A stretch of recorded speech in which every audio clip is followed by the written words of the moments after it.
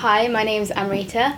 I did English literature at Oxford University and I graduated 2 years ago. And in between that, I've done a few different things. I was an English teacher in Thailand for 3 months, and then I worked in a corporate communications agency in London.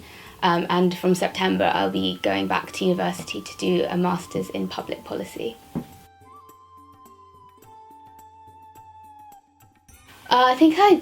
This is quite a hard question to answer because I think I wanted to do lots of different things and it would change every month. I remember wanting to be a doctor, a lawyer, because that was what was good to be. And then it kind of flipped to become a teacher or an architect. And then I think it was during sixth form that I realised I can't do maths or science. And I would like to write. So I decided to go with English at university. And I still don't really know what I want to do, but I know I want to do something that involves writing and working for the public. So if there's a job out there, I may have to invent it, but something to do with that, hopefully. I think if I was Mayor of London, on my first day, I would try and sort out the litter problem in London. I don't know how I would, but I'd try and focus on that. Perhaps also change all the buses to green energy. And I don't know if the Mayor of London has any power to do this, but I really think sex education should be compulsory in schools. So I'd probably try and advocate for that in some way, and try and make London safer for women on the whole.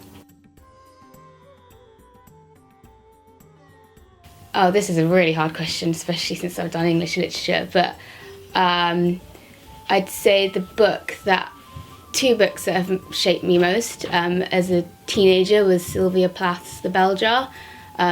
It's quite a hard-hitting book, but it taught me that it's okay to feel vulnerable and often depressed, especially when you're a young girl growing up. And I think my all-time favourite book would be Gabriel Garcia Marquez's 100 Years of Solitude. It's just beautifully written, and it taught me kind of the magic of everyday life and the enduring power of family, and especially how women are the backbone of many families. Living, I most admire the women in my family, particularly my mum and my paternal grandma. So they're very different, but they both have extremely redeeming qualities that I'd like to kind of copy, like in their kindness and strength. And I think this is hard, but I think the woman I'd probably most like to meet, she's dead, but Frida Kahlo, she's an artist, and she's just, I think her art's amazing, and I think her life is just her spirit and the way she lived her life is just so admirable, and she's very bold and brave in everything she did and painted.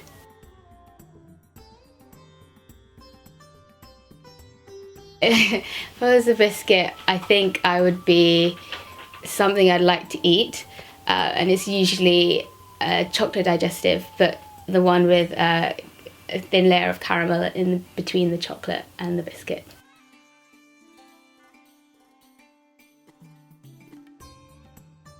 Always be yourself during the interview process, during the whole process, even when you're talking to teachers about wanting to go. I remember my teachers never really pushed me to go. I wasn't quite a typical Oxford girl, but I still said I wanted to go.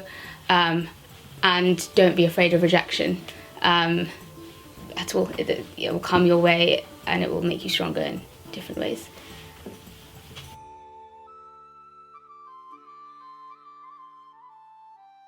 Time travel, for sure.